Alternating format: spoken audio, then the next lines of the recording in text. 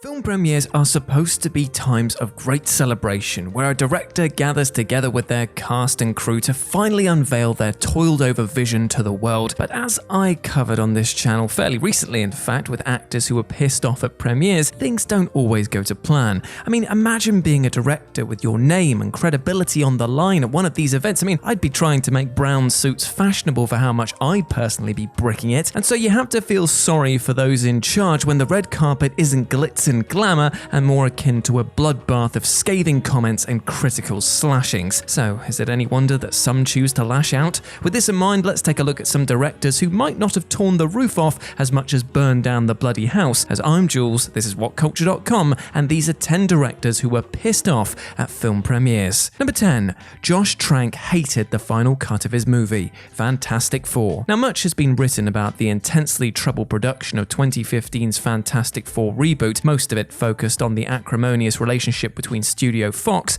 and director Josh Trank. So depending on whose side you take, Fox either neutered the rising filmmaker's ambitious attempt at a unique superhero movie, or Trank was a volatile, uncommunicative presence on set with rumoured substance abuse issues. Either way, Trank was hugely unhappy with the end result of the movie, and the evening before it opened, he posted a since-deleted tweet where he effectively blamed Fox for preventing him from delivering the superior version of the film that he was hoping to create. It's especially interesting as Trank actually attended the LA premiere of the movie the night before, and though the premiere itself went ahead without incident, it's clear from his tweet the next night that he hated what was shown to the public. Number 9. Russell Mulcahy walked out after 15 minutes. Highlander 2: The Quickening. With a cool 0% on Rotten Tomatoes, Highlander 2: The Quickening is largely accepted to be one of the worst blockbuster movies, and say it with me kids, of all time. An absolute banter movie that ruined the franchise's hopes of ever continuing. And according to the director, he claimed that the final product suffered immensely due to the intrusions of the film's bonding company, who took control of the project and removed his creative input almost entirely. He loathed the end result enough that he even tried to have his name taken off it, but because he wasn't a member of the Directors Guild of America, he couldn't force the bonding company to comply. Though he did, in fact, actually attend the film's world premiere, but reportedly walked out after just 15 minutes. 4 years later, he was finally allowed back into the editing room to create his renegade version of Highlander 2, and while it was certainly an improvement, it, still kinda sucked. A lot. Number 8. Stanley Kubrick was upset by the original ending, The Shining. Now, Stanley Kubrick is perhaps cinema's most infamous perfectionist filmmaker, an artist of extreme deliberation who not only asked his actors to perform scenes hundreds of times over, but even occasionally continued editing his films after they'd received their official premieres. Case in point, the version of The Shining that screened at its premiere and for a week of previews in New York and Los Angeles featured an additional epilogue scene set at a hospital, in which it was revealed that Jack's body was never found, and young Danny is then given a tennis ball that belonged to his father. After critics and audiences alike expressed confusion at the ending following the film's premiere, Warner Brothers immediately asked Kubrick to cut the scene, which he mournfully complied with, even asking projectionists to literally splice the scene out of existing prints themselves and burn the footage so that it could never be added back in. Quite the "I'm taking my ball home" moment, don't you think? Number 7. Carl Theodor Dreyer flipped off the booing crowd.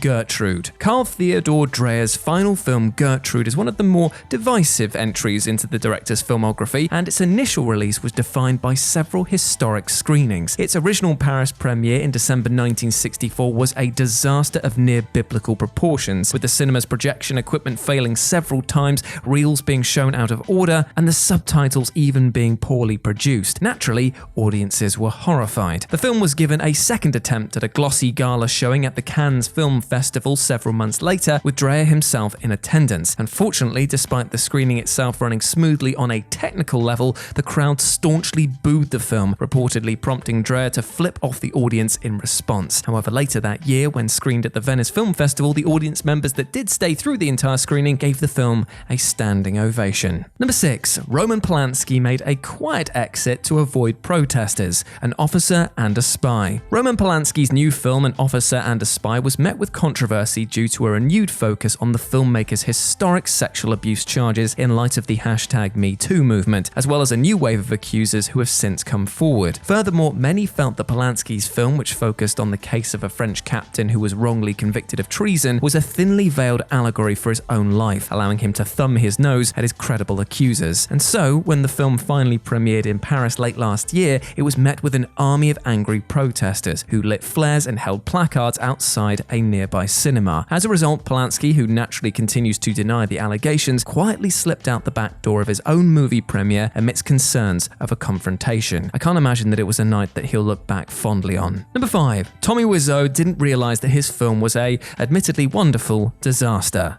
The Room. Tommy Wiseau's disaster piece, The Room, is often referred to as the Citizen Kane of bad movies, and rightly so, because it is without a shadow of a doubt one of the strangest pieces of cinema ever to exist. Its production was brilliantly dramatized in James Franco's biopic The Disaster Artist, including the premiere of The Room and its reception by audiences. By the film's account, Tommy is initially upset at the premiere audience laughing at his film's awfulness, yet after some coaching from his co-star Greg, he's convinced to embrace the movie as an offbeat comedy and returns to the premiere reinvigorated. But according to one of the film's actresses who attended the premiere, Robin Paris, the reality was quite different, noting that there wasn't much cheering from the audience, but certainly lots of laughter, and that she herself chose to laugh quietly to avoid upsetting Tommy. By all accounts, it seems that Tommy was totally surprised and disappointed by the response of the premiere audience, though in the years later, he's come to embrace his creation as a campy, so bad it's good treat. Number 4. Jennifer Kent defended herself against vocal critics. The Nightingale. The initial response to Jennifer Kent's first 2 films couldn't be more opposed. Her debut, The Babadook, was met with 5-star rave reviews out of its Sundance premiere, and it went on to become one of the most critically acclaimed horror films of the last decade. Her follow-up, 2018's searing period thriller The Nightingale, received far more divisive notices at its Venice Film Festival premiere, to the extent that one critic even screamed at Kent that she was a shameful whore when her name appeared in the credits of the film. Ooh,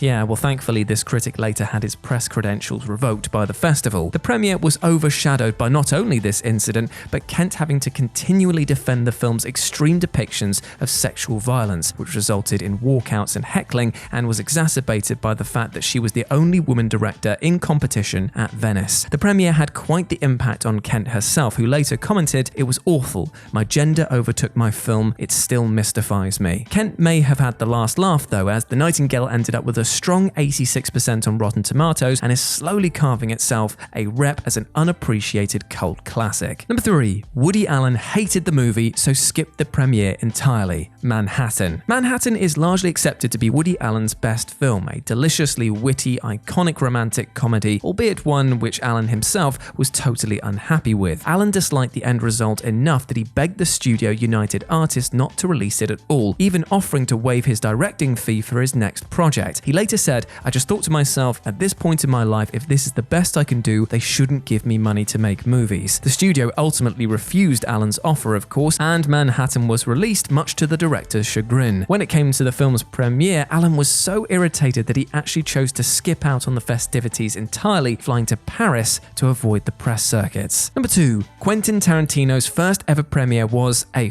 disaster. Reservoir Dogs. Quentin Tarantino's directorial debut, Reservoir Dogs, is one of the most successful premieres in the history of the Sundance Film Festival, immediately becoming the talk of the town and ensuring that Tarantino became a filmmaker to watch. But much of that buzz was drummed up through repeat screenings at Sundance, as its actual original premiere screening was, according to the director himself, a fucking disaster. He stated that the film's projector that was being used didn't have the right lens, so it looked terrible and blurry, and things got even worse during a climax of one of the scenes where somebody put the lights on in the venue, meaning that the atmosphere was completely ruined. And then when they'd settled down to top it all off, there was a power cut in the film's final scene. Brilliant. As if debuting your first movie at one of the world's most prestigious film festivals isn't stressful enough, Tarantino had all of this to deal with, so it's no wonder that he added a few coins to the swear jar. And number 1, Michelangelo Antonioni stormed out with his crying lead actress, La Ventura. La Ventura is largely accepted to be one of of Michelangelo Antonioni's greatest works, and despite winning the jury prize at the 1960 Cannes Film Festival, its premiere at the film festival remains one of the most contentious to date. Star Monica Vitti described the premiere as a real-life drama, with critics and general audience members alike laughing throughout the film and eventually even booing. This prompted Vitti to break down in tears and be led out of the theatre by the director. Yet the next day, he was sent a list of signatures from the filmmakers and writers who deemed the film to be the best screened at Cannes that year. A second screening at the festival followed, after which the tide turned completely, leading to L'Avventura's jury prize win and subsequent critical and commercial success. And there we go, my friends. Those were 10 directors who were pissed off at film premieres. I hope that you enjoyed that, and please let me know what you thought about it down in the comments section below, as well as any other entries that you would have included onto this list, because I love